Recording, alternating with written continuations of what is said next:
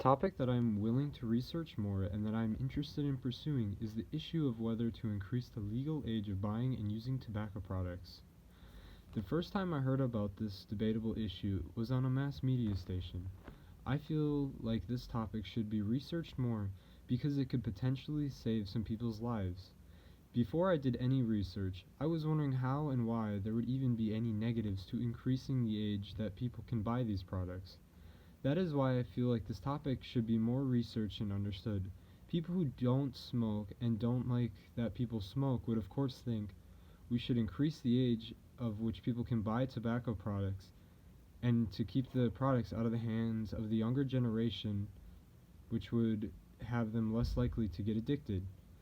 However, there are many people that are against that philosophy. The thing is, smoking is very deadly. According to the CDC, smoking is responsible for more than 480,000 deaths per year in the United States. Also, according to the CDC, 2,813,503 people died in the U.S. last year. That shows that 17% of all deaths in the U.S. last year were caused by smoking-related illnesses. This is the biggest reason I feel more research should be done in order to determine whether increasing the age of buying tobacco products would reduce the number of people who start smoking because many people die from smoking. Of all the different debates that have happened over the subject, there are a few main points that are common among all of them.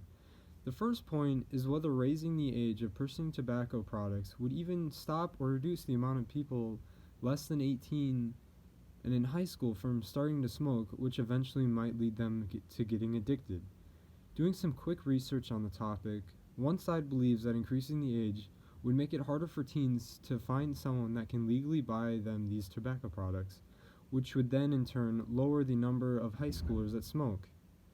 This is important because, according to a paper written by Sihad Hamid and John Bismek, 90% of current adult smokers took up the habit before their 18th birthday, showing that most people started smoking illegally. This means that preventing people from smoking at a young age would significantly decrease the number of current smokers. The other side of this argument feel that underage people, if they're already getting their hands on these cigarettes before the legal age, what would even stop them from getting their hands on them even after the age increase? They would still find a way to get what they want and crave. As much as I hate to admit it, the world really does revolve around money. The second research topic would be looking at how raising the age of buying tobacco products would affect both sides financially. One way that raising the age would affect the general public is that it would save them a lot of money. An example of this is in Utah, where it costs the public on average $345 million in annual health care costs related to tobacco use. This would end up saving $516 per person per year if we were to eliminate all smoking altogether. The negative of this topic is how the tobacco companies would get affected with the decrease in sales. This would also be an example of the hand of the government creeping in. People feel that if the government start making choices on what adults can and can't buy, it would be taking away the American freedom, which is what Americans are so grateful for.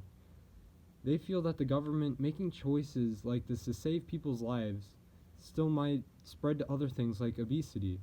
Could this lead the government to start controlling what we can and can't buy for food in order to take control of obesity and all other health problems that come with that?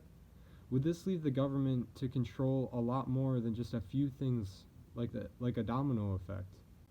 These are just some questions to keep in mind when thinking about this topic, and some of the research points that were pointed out have in-depth opinions with them. What we need to do is use the science behind the opinions to figure out what the best option is for the U.S. to do. There are many credible sources that have already investigated this issue for people like you and me.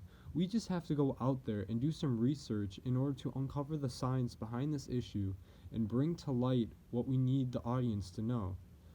There have already been studies performed in cities that have already increased the age of purchasing tobacco products to the age of 21, like New York, for example. I hope that if you find this topic just as intriguing as I do, that you might want to join me on making a professional podcast to bring to light what science says about this highly debated issue.